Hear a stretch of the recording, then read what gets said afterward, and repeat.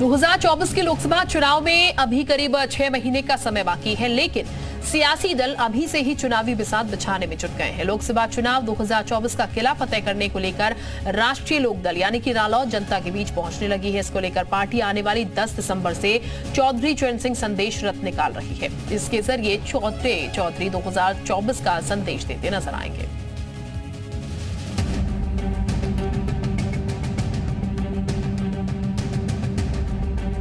लोकसभा चुनाव 2024 के लिए सभी पार्टियां जोर शोर से तैयारी में जुटी हैं। भले ही अभी इंडिया गठबंधन में सीटों के बंटवारे पर फैसला नहीं हुआ है, लेकिन फिर भी सपा की सहयोगी राष्ट्रीय लोकदल ने पश्चिमी यूपी की 5 सीटों पर अपनी तैयारी शुरू कर दी है। पार्टी प्रमुख जयंत चौधरी ने अपनी रणनीति के तहत यूपी की 5 सीटों बागपत, मथुरा, मुजफ्फरनगर, मेरठ और गाजियाबाद में तैयारियां तेज कर दी है। राष्ट्रीय लोकदल की चौधरी चरण सिंह संदेश रथ यात्रा रविवार से सहारनपुर से शुरू हो गई।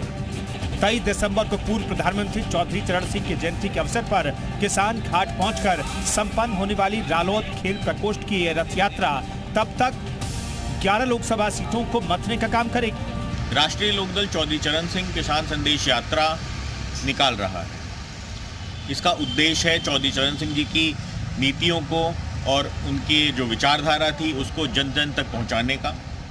हमारा उद्देश्य है जिस तरीके से आज ये किसान विरोधी सरकार किसानों का शोषण कर रही है, किसानों के बारे में सुनती नहीं है, उनकी समस्याओं पे बात नहीं करना चाहती है। वादे तो ये बहुत करती है, 1.5 गुने का वादा किया इसने, 2 गुने का वादा किया, पर आज स्थिति ये है कि गन्ना किसान का रेट तक इन्होंने घोषित नहीं किया है। इस रथ यात्रा को निकालने का उद्देश्य रालोद की नीतियों को जनता तक पहुँचाना है। रथ यात्रा के जरिए रालोद किसान, गरीब, मजदूर और नौजवानों तक पहुंचेगी। रथ यात्रा पश्चिमी उत्तर प्रदेश के सहारनपुर, मेरठ और मुरादाबाद मंडल की 11 लोकसभा और 55 विधानसभाओं में चौधरी साहब की विचारधारा, नीतियों का प्रचार प्रसार करेगी। इसके अलावा मेरठ से रालोद 7 जनवरी को युवा सम्मेलन का आगाज करेगी। किसानों के साथ महिलाओं, युवा वोटरों को साधने के लिए एक खास प्लानिंग है।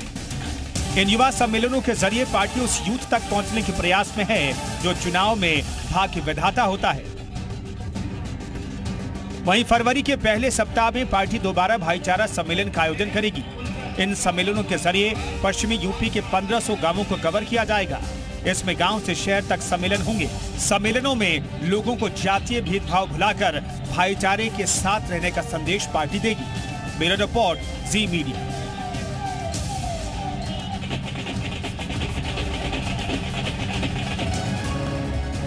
तो 2024 की तैयारी को लेकर बीजेपी, कांग्रेस और रालोद की तैयारी तो आप देख सकते हैं। अब बसपा की भी बात कर लेते हैं।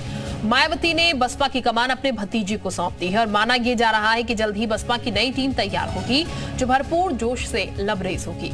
बीएसपी में जल्द बदलाव होने जा रहे हैं। बीएसपी के नए महावत आकाश आनंद होंगे।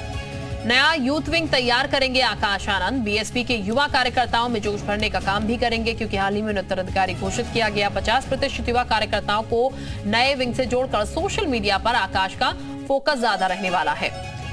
संवाद का कारगर मंच भी बनाएंगे आकाश। सार्वजनिक मुद्दों पर अपनी बात भी रखेंगे। एक्स, इंस्टाग्राम, दूसरे माध्यम का भी इस्तेमाल करेंगे, यानी कि सोशल मीडिया पर ज्यादा से ज्यादा प्रचार भी होगा।